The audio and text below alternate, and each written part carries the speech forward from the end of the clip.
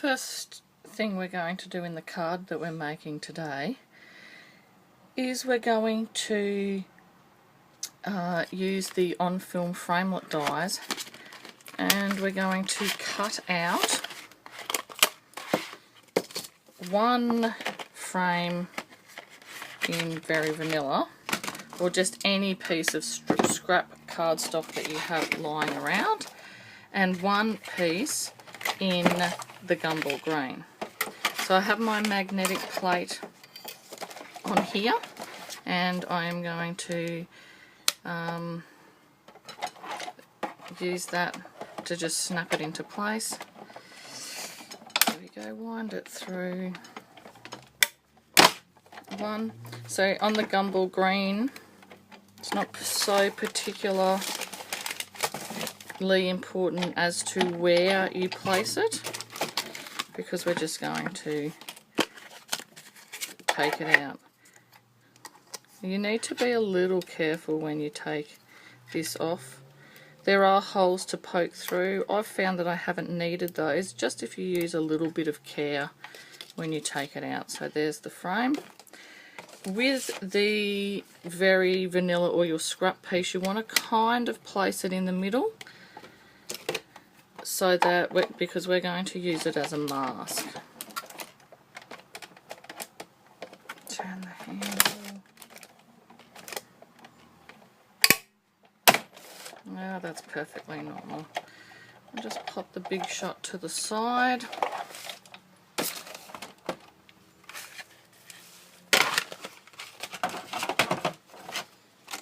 And see, we're going to use this piece as our mask, and we can use this other piece on a project later on.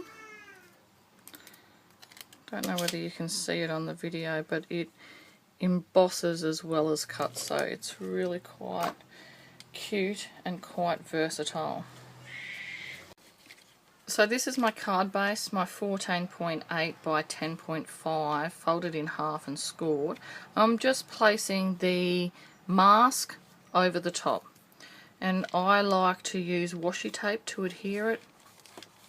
Normally the washi tape doesn't tear the paper as you're removing it, but it gives it makes it very secure for when you're doing something like masking, because you don't want the image to move. So you just use your roller like this, and see how I'm letting it spin a little bit. I do it like this on the ink pad so that I don't have to have a whole heap of re-inkers and different cartridges.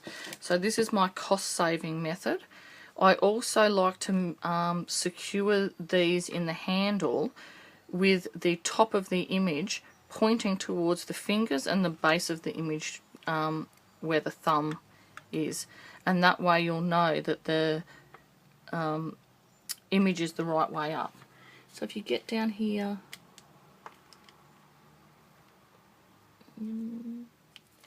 just press firmly and it rolls the image out for you. See how I'm letting it just spin? Just make sure it's well inked up. You can even manipulate it a bit if you like. Oh, I might like this flower one to start.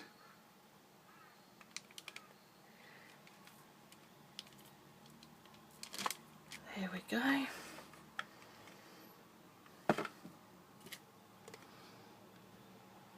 I'm using the Happy Birthday stamp from Bring On The Cake, and I'll just stamp that down here. I tend not to be so worried if it's not straight, but I know there's lots of ladies in my classes who hate that, so they would use the Stamp-A-Majig. So use the Stamp-A-Majig if you want it to be particularly straight. So here's the Gumball Green that we cut out earlier. I'm just going to use, here's a sheet of dimensionals, and I always keep these pieces so that I can use these bits for thin little dimension that I'd like to add, and that way you're not wasting this bit, and you don't have to be so worried about it hanging over the edge.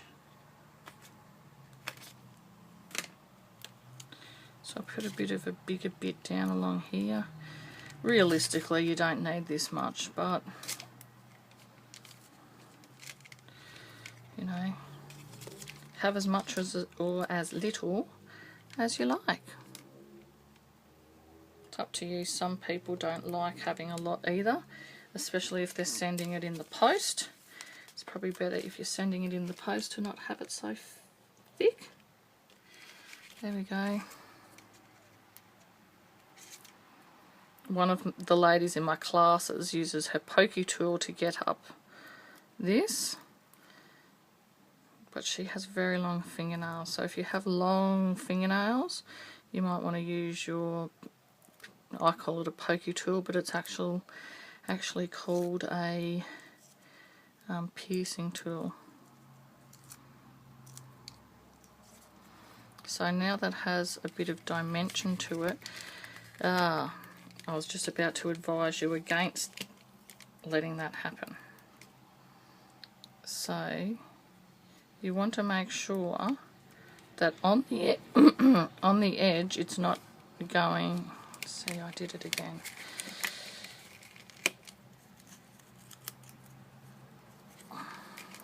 When I did this with my kids' class, they were very, very good at it. They didn't make this exact card, but they made a variation of this.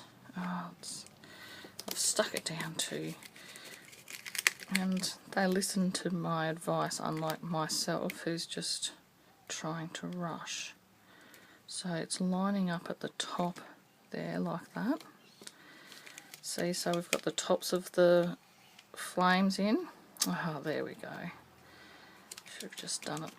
There we go. Then on a scratch piece of very Whisper White, I'm just going to grab this new Just Saying set. Just Saying. See, it's so new I haven't even mounted my backings on yet. And I like to keep these plastic coverings on before I mount my stickers on. That way I can make sure that the foam is as sticky as possible. I don't like getting hair or fingerprints on it, so that it is less sticky than I would prefer. Normally when this is the first time this has ever been stamped, but look at that, that's perfect. Sometimes when you stamp an image for the first time, it doesn't come out quite clear as you'd like. See how that's even better? So if we just flip it over, we'll have a see for the third time how well it stamps. See, it's becoming even more magical. So there we go. Yep, perfect. So we'll get the Big Shot out again, and we'll use the Word Bubbles framelets, and it's this big one down here. So this is really when the magnetic platform is very, very handy and really shows its worth, is when you've got an image like this that you want to cut out and you want to be really particular about your placing, and you don't want it to slip as you're putting it through the Big Shot. So it just snaps there right in place, and you don't have to worry that it's going to move. And so crank it through, and don't be fearful of it making that noise. Often with dies it will make that noise. If it's making that noise with your embossing folders, you're doing something wrong. So don't keep going. If it makes that noise with your dies, it's perfectly okay. See, isn't that just... I love it. I'm going to be using those a lot with my scrapbooking. That's really why I got it. And so now we're going to get the You're How Old? And we're going to add some dimensionals to the back, I would add 2 there, because we're not going to add any dimensionals here because it's going to rest over this. So, and you can position it wherever you want. I think it looks quite nice there. You're how old? So this is my cute birthday card for a man, for my Stamp Stack class. So here's the finished product, and I'll just show you another card that the kids in my kids class made. This was made by my daughter using that same masking technique. So again, they laid the frame over the card base and were able to stamp around these stamp these flowers on, and it didn't come outside of the framed image, so they were able to create a quite effective card. Now this is a card made by a 6-year-old, so if a 6-year-old can do it, why don't you give my example a go and send me an email and show me some of the links of what you end up creating. Thanks for watching.